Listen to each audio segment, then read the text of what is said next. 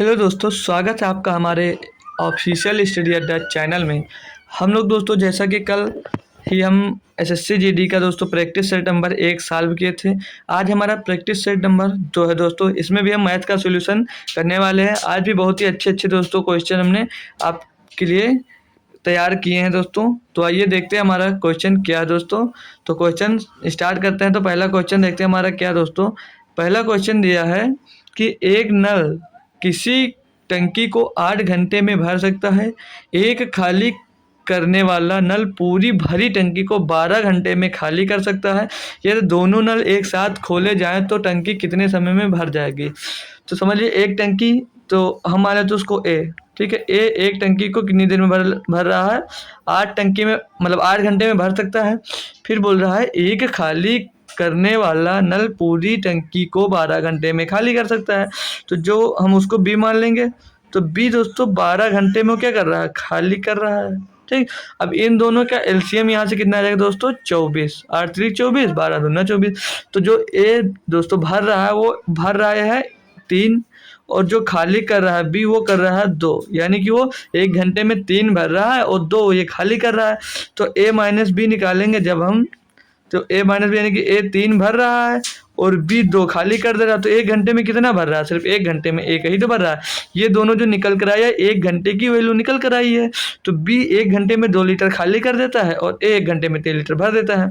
तो जब A B को माइनस कर देंगे तो 1 घंटे में 1 लीटर भर रहा है, यानी कि 24 लीटर उसको भरने में।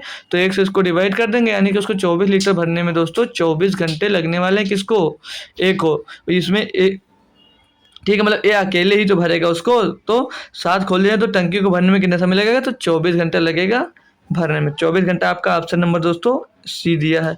सी एकदम इसका सही जवाब होगा दोस्तों। आइए हम अगला क्वेश्चन देखते हैं। इसमें कहा है कि अजय शांत जल में 6 किलोमीटर प्रति घंटा की चाल से नाव खेव सकता है, मतलब नाव चला सकता है। फिर बोल रहा है यदि धारा की चाल 4 किलोमीटर प्रति घंटा हो तो वह धारा के अनुकूल दिशा, मतलब यहाँ पे विपरीत दिशा की बात आ गई। विपरीत दिशा में 30 किलोमीटर की दूरी तय करने में कितना समय लेगा। तो जब अनुकूल की बात करेगा तो वो जो किलोमीटर प्रति घंटा की चाल से चल रहा है वो जुड़ जाएगा। तो इसमें होता क्या है, समय क्या निकालना है, तो दूरी तय करने में लगा समय। तो समय बराबर दोस्तों क्या होगा, समय बराबर होगा दोस्तों दूरी बटे चाल। समय बराबर डिस्टेंस अपान स्पीड, ठीक है। तो यहाँ पर क्या होता है, डिस्टेंस इसकी दी है 30 किलोमीटर, ठीक है। और ये 6 किलोमीटर प्रति घंटा और 4 किलोमीटर प्रति घंटा, मतलब दूरी है, टोटल दूरी दी गई है, ठीक है। तो इस जाने आने में उसको 30 किलोमीटर की दूरी तय करता है, ठीक है। तो 6 किलोमीटर और 4 किलोमीटर, अगर दोस्तों दूरी समान होती, मतलब विपरीत ना होती, समान दूरी होती तो ये घट जाता है। और जब अनुकूल मतलब विपरीत दिशा होती है तो वो जुड़ जाता है। तो 30 बटे 10, तो 30 10 से दोस्तों 10 को डिवाइड करेंगे तो 3 घंटा आ जाएगा। 3 घंटा इसका दोस्तों एकदम सही जवाब हो जाएगा। मतलब उसको पूरी, मतलब दूरी तय करने में उसको 3 घंटा लगेगा। तो ऑप्शन नंबर इसका डी एकदम सही जवाब हो जाने वाला दोस्तों। आई होप दोस्तों ये भी क्वेश्चन आपका क्लियर हो गया होगा। अगला क्वेश्चन देखते हैं हम क्या कह रहा है इसमें, कि 45 मीटर कपड़ा बेचने पर एक दुकानदार को 5 मीटर कपड़े के विक्रय मूल्य के बराबर लाभ होता है। तो प्रतिशत लाभ क्या होगा दोस्तों। तो दोस्तों 5 मीटर का विक्रय मूल्य, कपड़ा मतलब वो बेचता है 5 मीटर, विक्रय मूल्य के बराबर लाभ होता है। तो 5 बटे टोटल कपड़ा कितना था 45, तो 45 माइनस 5 गुणे में 100 कर दो, आपका आंसर आ जाएगा दोस्तों। तो ये हो जाएगा 5 बटे 40 गुणे में 100, ठीक है। तो 20 दूना 40, 20 पंचे 100, तो हो जाएगा 25 बटे 2, 25 बटे 2 यानी कि 12.5%, यानी कि उसको दोस्तों 12.5% का लाभ होगा, ठीक है। तो इसका भी ऑप्शन नंबर भी एकदम सही जवाब है। अगला क्वेश्चन देखते हैं दोस्तों। अगले क्वेश्चन में हमसे बोल रहा है कि दो समांतर चतुर्भुज समान आधार और समानांतर रेखाओं के बीच हैं, तो उसके क्षेत्रफल का अनुपात क्या है दोस्तों। तो दोस्तों इसमें क्षेत्रफल जैसे निकालना, तो क्षेत्रफल का फार्मूला क्या होगा, क्षेत्रफल एरिया इज इक्वल टू आधार गुणे ऊंचाई, ये फार्मूला होता है हमारा दोस्तों, ठीक है। आधार गुणे ऊंचाई, ठीक है। हम अभी आगे आपको समझा रहे हैं कैसे क्या होगा। आधार गुणे ऊंचाई, ये हमारा फार्मूला होता है। तो यहाँ पर आधार और ऊंचाई समान बोल रहा है, समान आधार और समान समानांतर रेखाओं के बीच, मतलब आधार और ऊंचाई आपकी समान हो गई। तो क्षेत्रफल का अनुपात क्या होगा दोस्तों, 1:1 अनुपात 1:1, दोनों समान है तो ये हो जाएगा। तो इनको जब सॉल्व करेंगे दोस्तों तो 1:1 अनुपात 1:1, तो आपका 1:1 में आ जाएगा इसके क्षेत्रफल का दोस्तों जो अनुपात होगा वो 1:1 हो जाने वाला, ठीक है, जब समान है दोस्तों।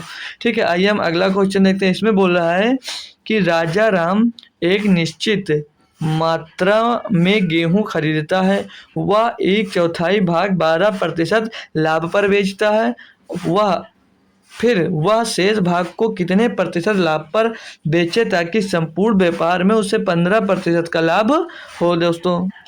मतलब कि दोस्तों जो 1/4 भाग को वो 12% लाभ पर बेच रहा है।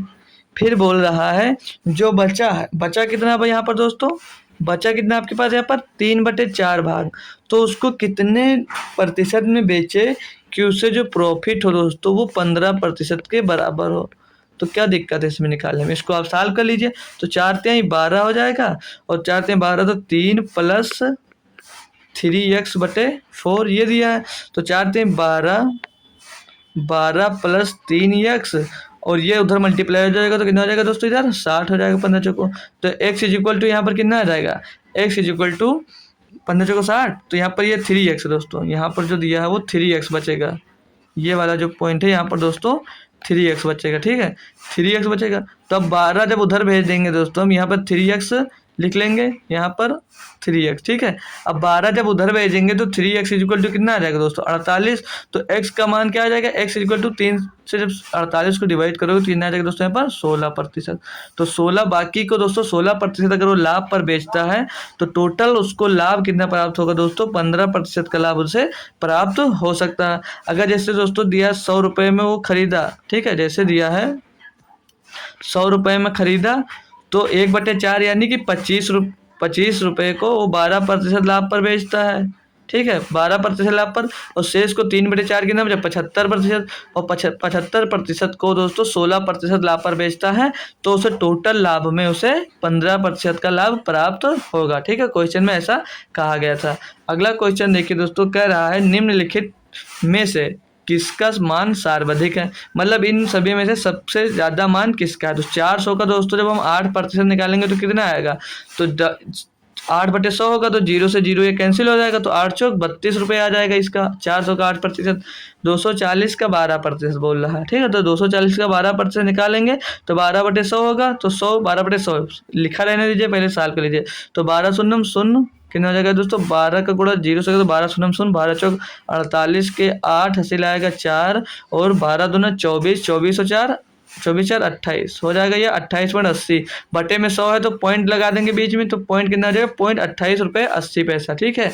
फिर आगे बोला है 500 रुपये का अंकित मूल्य पर 7% की छूट, ठीक है। तो 500 रुपये का अंकित मूल्य तो 100 है, तो ये डबल जीरो पहले कर गया, तो 7 × 5 = 35, यानी कि सी का मान 35 आ गया। फिर डी का पूछ रहा है, तो इसका 320 का 10% आ जाएगा कितना, 32 रुपये।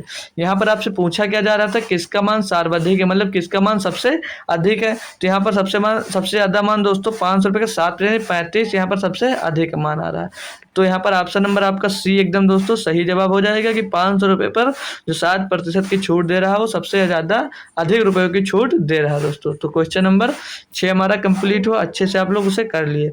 दिया है क्वेश्चन नंबर 7, संजय अर्धवार्षिक परीक्षा में 150 अंकों में से 75 अंक प्राप्त करता है, मतलब उसका टोटल परीक्षा में जो जैसे पेपर है वो 150 अंकों का है, उसमें से उसने 75 अंक प्राप्त किए।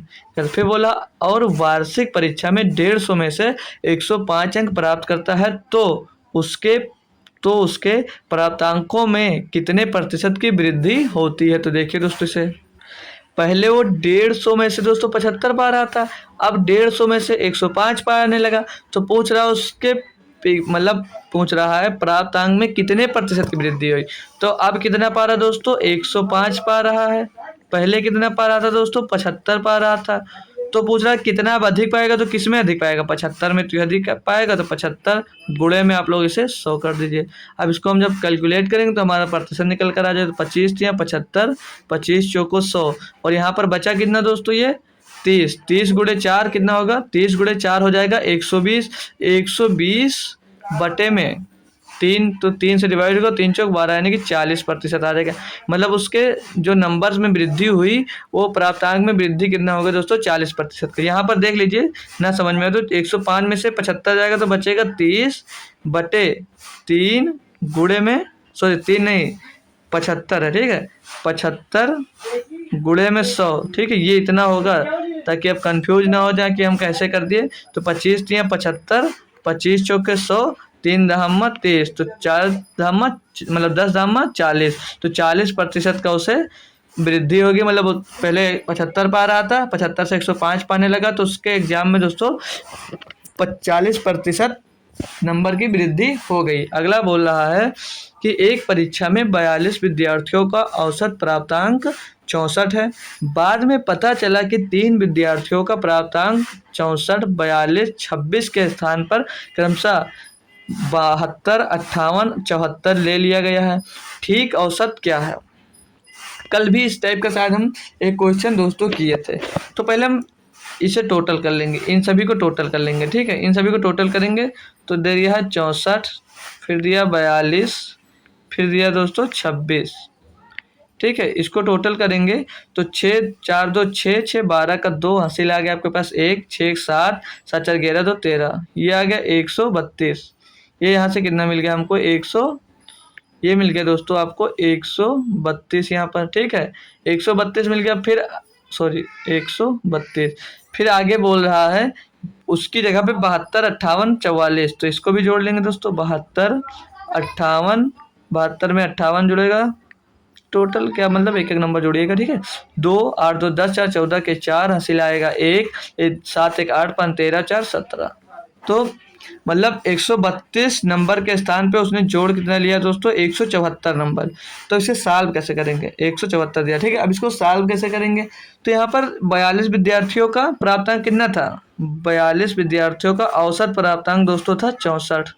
इसको अब गुणा करेंगे पहले, तो गुणा करेंगे कैसे हम, अगर आसान करना चाहते हैं तो 40 + 2, तो 40 से इसको गुणा करेंगे तो पीछे 0 आ जाएगा, 40 से इसको गुणा करेंगे तो पीछे 0 आ जाएगा दोस्तों, और 40 दूना 40 का दोस्तों 4 से गुणा होगा तो 160 होगा, तो 0 आ जाएगा, ठीक है। फिर कितना बचा, या तो सीधे आप लोग 4 से मल्टीप्लाई करें तो जी पीछे 0 लगे, तो 4 चौक 16 के 6 हसीला 1, 4 छः 24 और 1 25, ये आ गया 2560। अब बचा 2 से आप भी गुणा कर दें तो हो जाएगा 128, तो 128 को इसमें हम लोग दोस्तों जोड़ लेंगे, 128 को जोड़ लेंगे तो हमारा 42 का जितना होगा गुणा ये आ जाएगा, तो यहाँ पर होगा 8 6 2 8 5 1 6 और ये 2 इधर आ जाएगा, तो मतलब 2688 आ गया। अब इसमें इसको घटा लेंगे, ठीक है, इसको घटाएंगे तो कितना मिल जाएगा, 74 में 2 जाएगा, सॉरी 4 में 2 जाएगा 2 बचेगा, और 7 में 3 जाएगा बचेगा 4, यानी कि वो 42 जो था दोस्तों 42 नंबर उन्होंने अधिक ले लिया था। तो अब इसको सॉल्व कैसे करेंगे, जो 2688 आया है इसमें से हमको 42 माइनस कर देना, क्योंकि इसमें 42 अंक जो ज़्यादा जोड़ लिए थे वो भी ऐड है, फिर इसको हम 42 से भाग कर देंगे, ठीक है, इतना समझ में आया। अब 42 इसमें से घटाएंगे तो कितना बचेगा, 2688 में 42 घटेगा तो पीछे कितना बचेगा, 6 8 में 2 गया 6 और 8 में 4 गया 4, तो बचेगा ना 2646 बटे 42। अब इसको 42 से जब भाग करोगे आप तो 4 6 24, हाँ 6 बार जाएगा ये, तो 42 4 छंग 24 और 2 छंग 12, यानी कि कितना हो गया 252, तो 6 बार में कटेगा तो 252 हो जाएगा, तो बचेगा यहाँ पर कितना 12 12 हो गया 26, तो 42 दिया 126, यानी कि जो मतलब इसका ठीक औसत है वो है 63। ऑप्शन नंबर सी एकदम सही जवाब। अब ये तो दोस्तों हो गया क्या, ये हो गया बेसिक। अब हम इसको शॉर्ट मेथड से कैसे कर सकते हैं, तो इनको जोड़े थे, इन सबको जोड़े थे कितना, सॉरी इन सबको जोड़े थे हम तो कितना आ रहा था यहाँ पर 132, ठीक है, और इन सबको जोड़े तो कितना आ रहा था 174, ठीक है, इन सबको जोड़े तो कितना आ रहा था 174 आ रहा था। पहले हमारा मतलब औसत कितना था दोस्तों 64, ठीक है, तो 132 की जगह पर आप जब 174 ले लिए तो कितना ज़्यादा ले लिए थे, 42 ज़्यादा ले लिए थे, ठीक है, और स्टूडेंट कितने थे दोस्तों, जितने स्टूडेंट हो और जितना नंबर ज़्यादा या कम लिया हो उसको आप लोग डिवाइड कर दीजिए स्टूडेंट से, ठीक है। तो 42 से डिवाइड करेंगे तो 42 से 42 हमारा कैंसिल हो जाएगा, कितना बचेगा 1। तो एक अवसर आपने ज़्यादा ले लिया था तो आप यहाँ से 1 घटा देंगे, तो यानी कि सही अवसर इसका 63 निकल कर आ जाएगा, जो ऑप्शन नंबर सी में हमको दिया गया था। तो चाहे आप इससे कर सकते हैं, चाहे आप उससे कर सकते हैं, जो भी आपको बेहतरीन लगा दोस्तों आप उससे उसको कर सकते हैं। यहाँ पर दिया गया है एक शंकु के आधार क्षेत्रफल वास्तविक क्षेत्रफल का 1.96 गुना बढ़ जाता है तो उसके आयतन में कितने प्रतिशत वृद्धि होगी। बहुत ही बढ़िया क्वेश्चन है दोस्तों, ये कई बार रिपीट भी हो चुका है दोस्तों, ये रिपीटेड क्वेश्चन है हमारा, मतलब ये कई बार क्वेश्चन रिपीट हो चुका है। तो हम इसको सॉल्व कैसे करते हैं वो देखिए आप लोग। तो बोल रहा है कि वास्तविक क्षेत्रफल का 1.96 गुना बढ़ जाती है, यानी कि जैसे वो कितने थी, 1 थी, समझ लीजिए 1 था, कोई था 1 था, तो बढ़कर कितना हो गया दोस्तों 1.96 गुना हो गया। तो कितना बढ़ गया, 1 से कितना बढ़ गया दोस्तों 0.96 बढ़ गया। पॉइंट कितना बढ़ा 0.96, किस में बढ़ा 1 में बढ़ा, गुणे में 100 कर दीजिए, आपका आंसर तुरंत निकल कर आ जाएगा दोस्तों। अब 1 से डिवाइड करने का कोई मतलब नहीं है, पॉइंट से पॉइंट हटाएंगे 00 कैंसिल हो जाएगा, यानी कि यहाँ पर 96% बढ़ गया।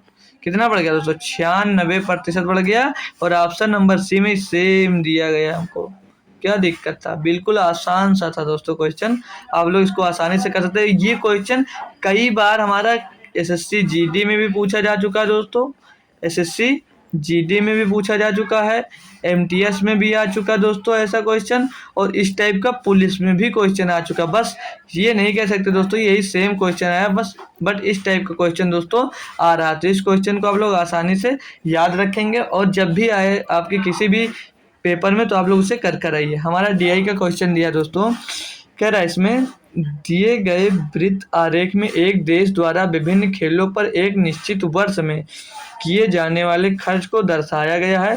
ग्राफ का सावधानी पूर्वक अध्ययन करके नीचे दिए गए प्रश्नों के उत्तर दीजिए, ठीक है। तो कह रहा है अन्य है कुछ जो 152 डिग्री है, हॉकी जो है वो 63 डिग्री दिया है, फुटबॉल जो है 54 डिग्री दिया है, और क्रिकेट जो है दोस्तों 81 डिग्री दिया गया है।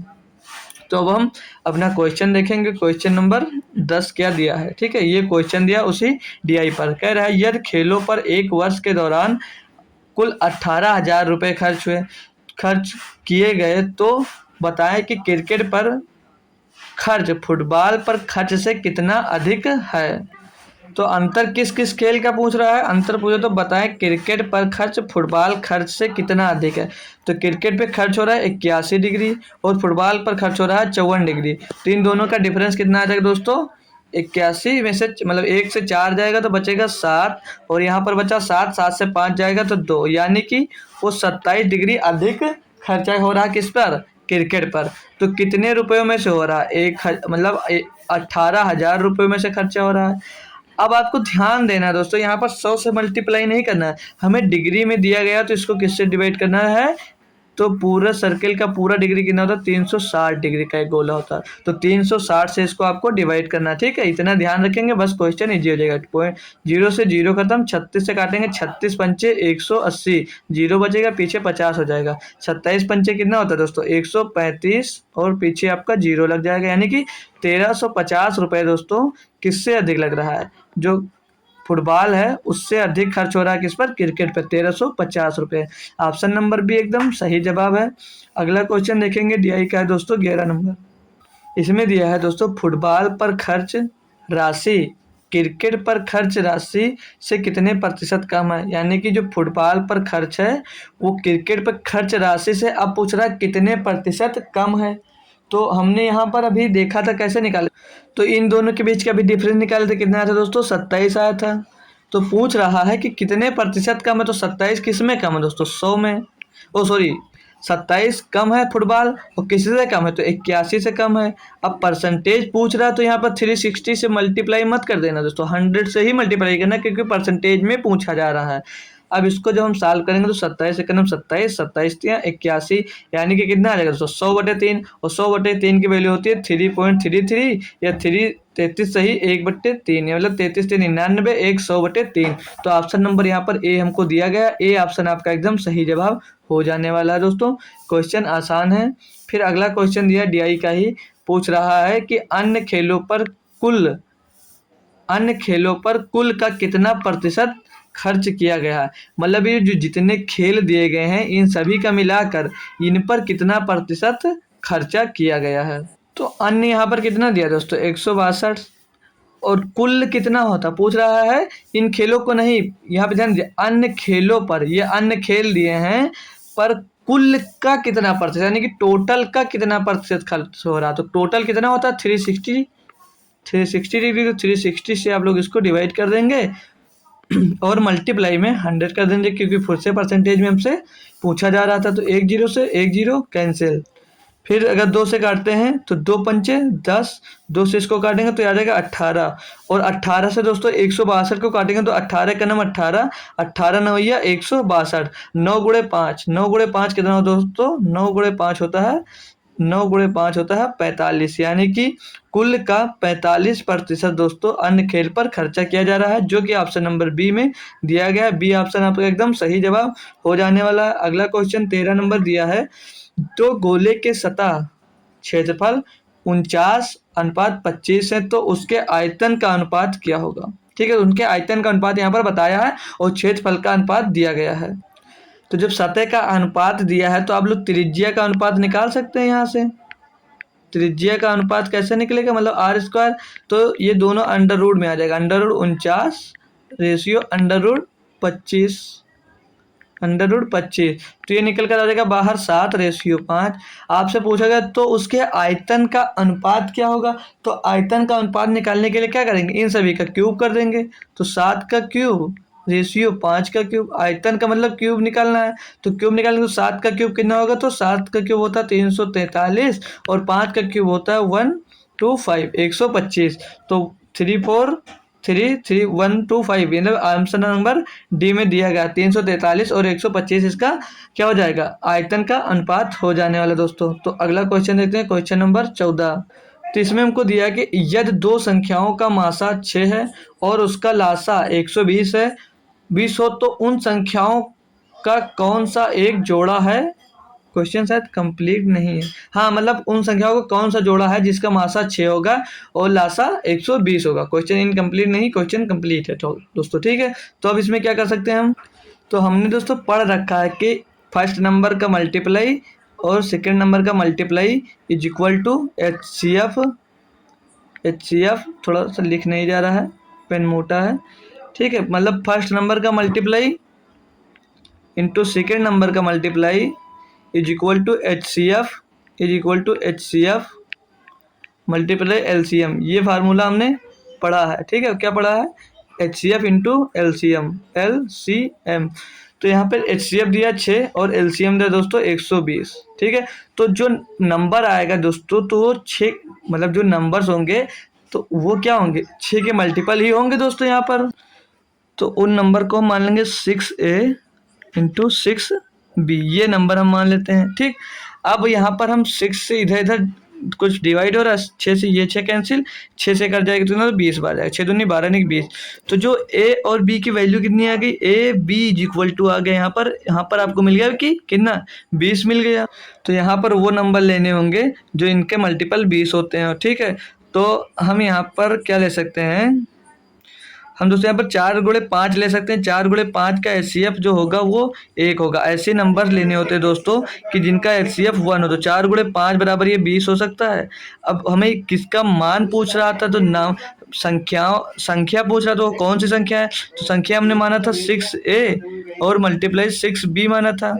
ठीक है, 6B दो संख्याएं हमने मानी थी। ठीक है, तो दो संख्या तो 6 गुणे 4 और यहाँ पे कामा, मतलब ये संख्या हमने 6A 6B मानी थी। ठीक, तो 6 गुणे 4 और एक संख्या मानी थी 6B, तो 6 गुणे 5 हो जाएगा, तो 6 चौके 24 और दूसरी संख्या निकल कर आएगी 6 पंचे 30। तो यहाँ पर कौन सा ऑप्शन सही होगा, हमारा ए ऑप्शन में दिया गया है 24 का 30, तो आपका ए ऑप्शन एकदम सही जवाब होगा। इन दोनों का HCF हो जाएगा 6 और इनका LCM निकालेंगे तो 6 इसमें मिल जाएगा, 4 नहीं मिला तो 30 चौके 120, तो 120 इनका LCM मिल जाएगा। यहाँ से भी आप लगा सकते थे, चाहते तो दोस्तों यहाँ से भी आप इसको सॉल्व कर सकते थे। ठीक है, लेकिन हम आपको मेथड भी बता दिए, आपको अगर चाहे ऑप्शन से कैसे कर सकते थे। 12 और 40 का जो HCF होगा वो 6 कभी नहीं हो सकता, मतलब 6 से 12 डिवाइड है, 40 नहीं डिवाइड है, 6 से ये हो सकता है और ये 6 3 18 ये नहीं हो सकता। अब ये दो ऑप्शन हो सकते हैं, 6 से 24, 6 5 30 ये हो सकता है। तो अब इनका एचसीएफ देखेंगे क्या 120 आ सकता है, तो हाँ इनका एचसीएफ भी 120 आ सकता है। ठीक है, तो अब हमें इसे मतलब साल भी करना था, तो आप साल भी करवा दें, उससे कोई दिक्कत नहीं है, मतलब वो इसमें आप डायरेक्ट नहीं कर सकते थे। ठीक है, तो आइए हम अगला क्वेश्चन देखते हैं अब।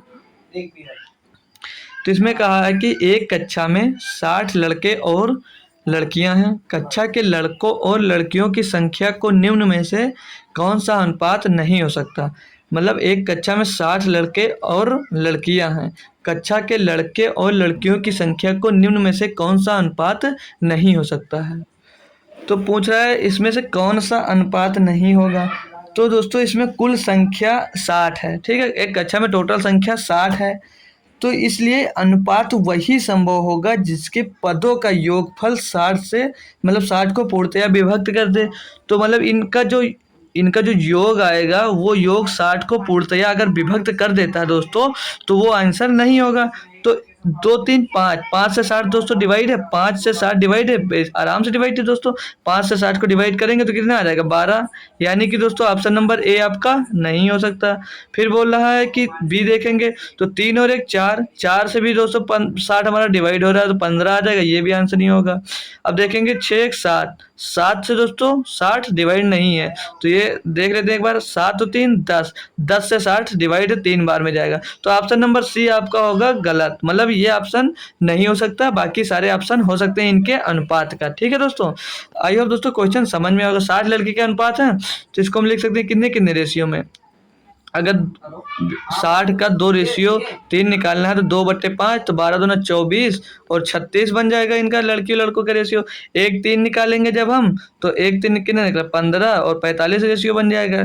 लास्ट वाला निकालेंगे 3 और 7, तो ये बन जाएगा 18, 6 3 18 और 6 7 42, 18 42 का ये 3 रेशियो बन जाएंगे, लेकिन 6 1 का कोई रेशियो नहीं बन रहा है, इसलिए ऑप्शन नंबर सी आपका यहाँ पर हो जाएगा। उससे मतलब उसका कोई अनुपात नहीं हो सकता कि 60 हो जाए, मतलब 60 लड़कों और लड़कियों का अनुपात 1:6 नहीं हो सकता। क्वेश्चन दिया है कोई धनराशि चक्रवृद्धि ब्याज की एक निश्चित दर पर 10 वर्षों में दोगुनी हो जाती है, तो वार्षिक ब्याज की उसी दर से वह कितने वर्षों में 4 गुनी हो जाएगी। तो जैसे हम इसमें क्या यूज कर सकते हैं, जैसे कोई राशि यन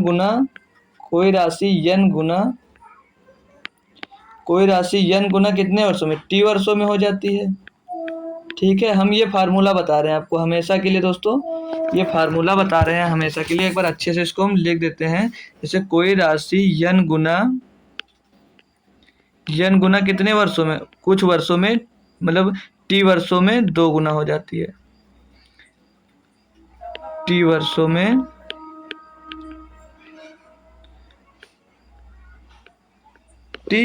में दो गुना हो गई।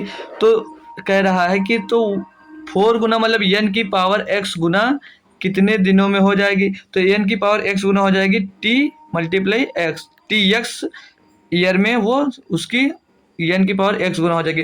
तो ये राशि जो थी दोस्तों वो 10 वर्षों में 2 गुना हो जा रही थी, मतलब 2 गुना कितने वर्षों में होती, 10 गुना 10 वर्षों में। ठीक है, तो पूछ रहा है यही राशि 4 गुनी कितने वर्षों में, जो 4 गुनी यानी कि 2 की पावर 2 यानी n की पावर x, तो x इस साइड में आ जाएगा। तो पहले दिया था 10 और 10 गुणे x यानी कि 10 गुणे 2 बराबर 20 वर्षों में। तो 20 वर्षों में मतलब ये राशि दोस्तों ये 4 गुनी हो जाएगी। ऑप्शन नंबर सी एकदम 100% सही जवाब है। ये फार्मूला आपको याद रखना है, हमेशा आपके यूज आता रहेगा, ऐसे क्वेश्चन भी आपको मिलते रहेंगे। ठीक है, क्वेश्चन नंबर 17 में हमको दिया गया है कि 5 वर्ष पहले पिता और पुत्र की उम्र का अनुपात 5:3 था। 10 वर्ष बाद उसके उम्र का अनुपात निम्न में से कौन सा नहीं हो सकता।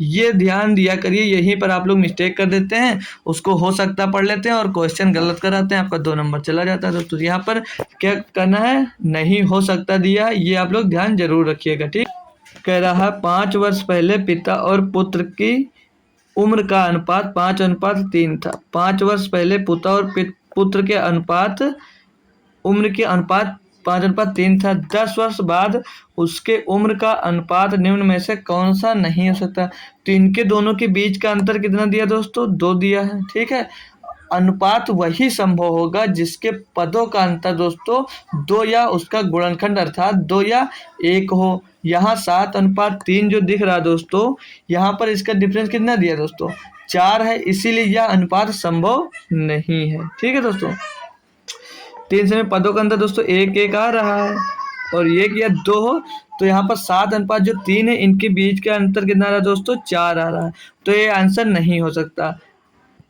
अगला क्वेश्चन दिया है क्वेश्चन नंबर 18। इसमें बोल रहा है कितने वर्षों में 12% वार्षिक दर की साधारण ब्याज पर कोई धनराशि अपने से 2 गुनी हो जाएगी। मतलब 100 से वो 200 हो जाएगी। कितने वर्षों की बात कर रहा है तो 100 से 200 होने में कितने वर्ष लगे, मतलब कितना बढ़ रहा है 100 को आप तो दोस्तों 12 से यहाँ पर डिवाइड कर देंगे। ठीक है, अब इसको काटेंगे जब इसको डिवाइड करेंगे तो 12×8 96, 12×8 96 बचा 4, 8 सही 4/12, तो इसको और कैसे करें 4 कदम 4 4 12, यानी कि 8 सही 1/3 वर्षों में दोस्तों 12% की दर से कोई भी राशि अपनी राशि की 2 गुनी हो जाएगी। तो ऑप्शन नंबर यहाँ पर सी दोस्तों दिया गया, 2 बार सी लिख गया, डी लिख गया है। ठीक है, तो कोई भी राशि होगी आप ऐसे निकालें। अभी यहाँ पर पूछ रहा होता जैसे कि कौन सी राशि अपने मतलब कौन सी राशि अपने से 2 गुना हो जाएगी इतने वर्षों में। जैसे 8 सही 8/3 वर्ष दिया था तो 100 का डिफरेंस लेते और हम लोग इसी से डिवाइड कर देते, यानी कि 8×24 है 25/3 से, तो 3 ऊपर मल्टीप्लाई होगा तो 300 आ जाता, तो इसको 25 300 को भाग करेंगे तो 12% आ जाता। अगर आपको टाइम पूछा हो तो परसेंटेज से डिवाइड कर दीजिए, परसेंटेज पूछा हो तो टाइम से डिवाइड कर दीजिए, आपका आंसर आ जाएगा। बिल्कुल आसान सा होता है दोस्तों ये। क्वेश्चन नंबर 19 दिया है यदि 30 व्यक्ति एक कार्य को 30 दिनों में कर सकते हैं तो बताएं कि एक व्यक्ति एक दिन में कितना भाग काम का पूरा करेगा। तो आप लोग इसको किससे लगा सकते हैं, M1 D1 अपॉन W1 क्या होगा वर्क होगा, और M जो मैन दिए हैं और D जितने दिन में दिए हैं। ठीक है, फिर कह रहा है कि एक आदमी एक दिन में कितना काम कर लेगा, तो M2 D2 हो जाएगा, ये M2 D2 अपॉन W2। तो ये W की वैल्यू आपसे पूछी जा रही है, तो 30 आदमी 30 दिनों में एक कार्य कर सकते हैं, कार्य मतलब एक पूरा कर सकते हैं वो, तो बराबर M2 1 आदमी मतलब एक आदमी और एक दिन में कितना वर्क करेगा, तो W2 निकालना है आपको। तो 30 या 900, तो कितना हो जाएगा W2, यहाँ पे W2 हो जाएगा 900, W2 किस साइड में इधर लिख ले रहे हैं, यहाँ पर हो जाएगा 900 W2 इज इक्वल टू 1 ये 1 में मल्टीप्लाई 1 होगा तो W2 की वैल्यू कितनी निकल कर आ जाएगी, तो 1/900, मतलब वो उस काम का 1/900 भाग पूरा करेगा कौन, मतलब टोटल जितना कार्य था। तो ऑप्शन नंबर 20 का सही जवाब हो जाएगा। क्वेश्चन नंबर 20 देखते हैं। 2 रेलगाड़ियों की लंबाई का अनुपात 6:5 है और उसकी चालों का अनुपात 3:5 है। उनके द्वारा एक खंभे को पार करने में लगे समय का अनुपात ज्ञात कीजिए। तो इसको हम बहुत ही आसानी से कर लेंगे। ठीक है, हमसे पूछ रहा है कि उनके द्वारा एक खंभे को पार करने में लगा समय पूछा जा रहा है हमसे। तो यहाँ पर दी गई लंबाई यानी कि दूरी दी गई है, लंबाई यानी कि दूरी का रेशियो दिया गया है, लंबाई यानी दूरी का रेशियो हमको दिया गया है। दूरी का रेशियो दोस्तों यहाँ से कितना दिया है 6:5, दूरी का जो रेशियो है वो है 6:5, और चाल का अनुपात यानी कि क्या दिया स्पीड दिया, चाल का अनुपात कितना दिया दोस्तों यहाँ से 3:2 दिया है। तो हमें यहाँ से क्या निकालना है, समय का अनुपात निकालना है, समय का अनुपात निकालना है। तो इनको डिवाइड कर दीजिए, तो 6/3 रेशियो 5/2, इसको सॉल्व करेंगे तो 3 दूनी 6 रेशियो ये 5 डिवाइड होगा 5/2। अब इसको 2 का इस साइड में मल्टीप्लाई करें तो 2 दूनी 4 रेशियो 5। तो ये समय का अनुपात आपका निकल कर आ जाएगा, जो कि ऑप्शन नंबर हमको बी में दिया गया। बी ऑप्शन आपका एकदम सही जवाब हो जाने वाला है दोस्तों। इतनी आसानी से कर सकते थे। तो हमारे दोस्तों आज के क्वेश्चन जो सॉल्व करने थे वो सारे हो चुके हैं। एक आसान सा क्वेश्चन हम आपको होमवर्क में दे रहे हैं। इसका आंसर दोस्तों इसका आंसर दोस्तों आप लोग कमेंट में ज़रूर देना, और क्लास कैसी लगी वो भी हमें कमेंट सेक्शन में ज़रूर बताएं। तो ये आसान सा दोस्तों क्वेश्चन है, इसे सॉल्व कर कर आप लोग दोस्तों इसे हमें कमेंट में ज़रूर बताएंगे। कमेंट में इसको बताएंगे ज़रूर कि इसका कितना आंसर होगा, अपना कमेंट ज़रूर करें, ठीक है दोस्तों, ताकि हम देख पाएँ कौन कौन हमारी क्लास देखा और कौन कौन पूरी क्लास देखा, ठीक है दोस्तों। तो आइए दोस्तों, आज के सारे क्वेश्चन आपको पसंद आ गए होंगे। तो ऐसे ही दोस्तों और भी क्वेश्चन पाने के लिए आप हमें सब्सक्राइब कर सकते हो, और हमारा जो ये टेलीग्राम चैनल है दोस्तों, एक मिनट दोस्तों, चेंज हो गया क्वेश्चन। तो हमारा जो टेलीग्राम चैनल दिया, तो टेलीग्राम चैनल का जो दोस्तों जो नेम है वो है ऑफिशियल स्टडी अड्डा। आप लोग दोस्तों इसको सर्च करेंगे तो जैसी फोटो यहाँ पे लगी दोस्तों, आपको वैसी फोटो वहाँ पर मिल जाएगी। तो आज के दोस्तों जो प्रैक्टिस सेट नंबर था हमारा, प्रैक्टिस सेट नंबर दोस्तों 2 था। प्रैक्टिस सेट नंबर 2 हमने इसको अच्छे से सॉल्व किया। इसमें से दोस्तों अच्छे क्वेश्चन थे, तो हमने 20 क्वेश्चन सॉल्व किए और आपको एक क्वेश्चन होमवर्क भी मिल गया। अब अगली दोस्तों जो सेट होगा हमारा, सेट नंबर 3 होगा, और वो भी आपको कल शाम मतलब 8:30 बजे ही मिलेगा। तो इस क्लास को दोस्तों यूपी पुलिस हो, एसएससी एमटीएस हो, मतलब कोई भी एग्जाम की तैयारी कर रही है जिसमें मैथ्स पूछा जा रहा है दोस्तों, उसके लिए आप लोग ये क्लास ले सकते हैं। और एक ज़रूरी सूचना, अगर आपको कोई भी दिक्कत है दोस्तों, तो आप उसको यहाँ पर टेलीग्राम पर हमें शेयर कर सकते हैं। मैथ प्रॉब्लम होगी तो हम उसको यहाँ पर सॉल्व कर कर आपको ज़रूर बताएंगे। अगर यहाँ पर नहीं जुड़ पा रहे हैं तो उसकी लिंक आपको टेलीग्राम की लिंक हम डिस्क्रिप्शन में देंगे भी। और भी कोई दिक्कत है तो आप हमसे इस नंबर पे कांटेक्ट कर सकते हैं, मतलब व्हाट्सएप पे आप वो क्वेश्चन मैथ का भेज सकते हैं, हम आपको वहाँ से सॉल्व कर कर भेज देंगे। और कोई भी जो वहाँ पर आपको प्रॉब्लम हो रही होगी उस क्वेश्चन में, हम दोस्तों उसको आसानी से आपको सॉल्व कर कर ज़रूर बताएंगे, और सारा कन्फ्यूजन आपको उस क्वेश्चन का हम दोस्तों ज़रूर से ज़रूर दूर करेंगे। तो आई होप दोस्तों हमारा वीडियो पसंद आए तो वीडियो को लाइक कर दें, और अपने जो ज़रूरतमंद दोस्तों उनको शेयर भी ज़रूर कर दीजिए। तो दोस्तों थैंक यू सो मच। अब हम मिलते हैं आपको अगली क्लास में, तब तक के लिए थैंक यू, जय हिंद।